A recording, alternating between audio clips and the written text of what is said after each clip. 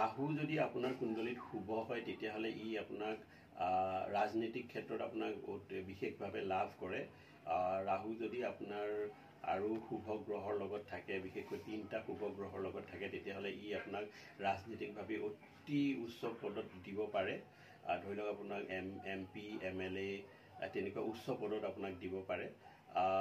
ৰাহু আৰু শনি যদি শুভ হয়, লগতে যদি সূৰ্যও শুভ হয়, তেতিয়াহ'লে ই আপোনাক একদম অতি উচ্চ পদো আপোনাক দিব পাৰে। ৰাহু ছায়াগ্ৰহ হয়, সেয়েহে ই আপোনাক ভ্ৰমত ৰাখিব। সেয়েহে সদায় মেডিটেশ্যন কৰিবলৈ আপুনি আৰম্ভ কৰক। মাথাত সদায় চন্দন লগাই ঘৰৰ পৰা ওলাব। ভোজন সদায় ডাইনিং টেবুলত কৰিব, কেতিয়াও আপুনি বিচনাত আপুনি ভোজন নকৰিব। ভোজন আপুনি যদি বিচনাত কৰে তেতিয়া আপোনাৰ শুভ ৰাহু অশুভ হ'ব। মা সৰস্বতীৰ বন্দনা কৰিব আৰু শনিবাৰে ব্ৰত ৰাখিব, দুখীয়াক দান কৰিব।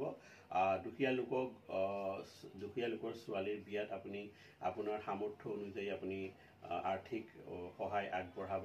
ইয়াৰ উপৰিও আপুনি শনিবাৰে আপুনি ইউজ কৰা চাবোনটো কোনো দুখীয়া লোকক আপুনি দান কৰিব। এইকেইটা কাম উপায় কৰিলে আপোনাৰ অশুভ ৰাহু শুভ হ'ব। ইয়াৰ উপৰিও বিশেষভাৱে কুণ্ডলীত ৰাহু কি পজিশ্যনত আছে তাক এনালাইচিছ কৰিবলৈ আমাৰ এষ্ট্ৰভালৰ লগত যোগাযোগ কৰিব পাৰে।